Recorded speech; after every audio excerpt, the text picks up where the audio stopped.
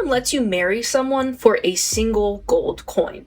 That's the cost of a potato in this game.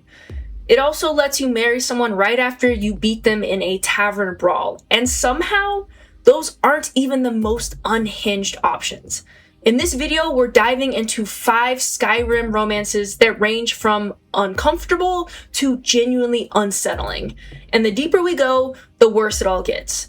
Let's get into it. We're starting with a romance that is purely transactional, and somehow it's still the least concerning on this list, so that should tell you straight up just how wild this is going to get. Gilfre runs the mixed water mill alone. She's working herself to exhaustion every day, and apparently there's nothing she likes more than you selling her firewood. That's it. You hand her some logs, and that notorious "interested in me, are you" prompt comes up. She's immediately ready to spend the rest of her life with you. There's no dating or getting to know each other. You make a single trade and your lives are changed. But if transactional romance feels a little off, the next one is straight up unsettling. Let's talk about Uthgerd the Unbroken. You meet her in the Bannered Mare in Whiterun, where she challenges you to a brawl, and if you win, if you beat this complete stranger in a fight, she's suddenly available to you as a follower and as a spouse. You know her name, and you know that you can beat her in a fight, and that's basically it. And for whatever reason, in Skyrim, those things are the foundation of a healthy and lasting commitment. Is absolutely wild. In any other context, this is a police report waiting to happen. But in Skyrim, it's a meet cute that leads to moving in together. But these first two are honestly just a small taste of how unhinged these romances can be. The next 3 will genuinely make you wonder if whoever wrote these arcs at Bethesda was doing alright. Angrenor is at rock bottom when you meet him in Windhelm. He's a former soldier who's living on the streets and he's lost everything. If you give him 1 gold piece, he becomes a marriage candidate. 1 gold piece. For context in Skyrim, that is the cost of a potato. You're not dating this man, you're not earning his trust, you're giving him a tiny amount of money at his lowest moment. He's desperate and begging, and you've shown him the most basic kindness, and suddenly he's ready to spend his life with you. There's a huge power imbalance here that's very uncomfortable to sit with. You're his lifeline, and marrying you is kind of the only way that he can escape his circumstances. That's 100% not the base for a happy and healthy relationship. And on top of all that, generally your first impression of him is entering the city of Windhelm and finding him and another man harassing and threatening a dark elf named Suveris. So yeah, this feels genuinely wrong for multiple reasons. And if you think massive power imbalance is bad, our next entry is even worse. Camilla's romance feels almost calculated. You meet her retrieving the golden claw, decide you're interested in her, and quickly discover that she's caught in a love triangle with 2 other suitors who both want you to sabotage the other. You can pick a side, you can expose one as a fraud, and then, once you've cleared the field of any competition, you can marry her yourself. Let's be honest about what actually happens here. You come in, you manipulate the hell out of her love life, and then you swoop in as if none of this was sketchy at all. You're not a knight in shining armor, you're just the villain on a dating show who manipulated their way to the final. It's honestly messed up. And yet somehow, there's one romance that makes all of this look tame, because we still haven't talked about the one where you commit murder for someone, and that's what seals the deal. Muiri hires you to assassinate 2 people, her ex and a former friend. You complete the contract and her response is to offer you her affections along with some gold. She's completely down to marry you as soon as you do these things for her. It's messed up on every possible level. You've just proved that you're capable of cold-blooded murder times 2, and she's just proven that she's willing to pay someone to kill people she used to be close to. I mean, that doesn't look very good for you. And maybe most disturbing of all, killing is apparently what sparks the romance for her.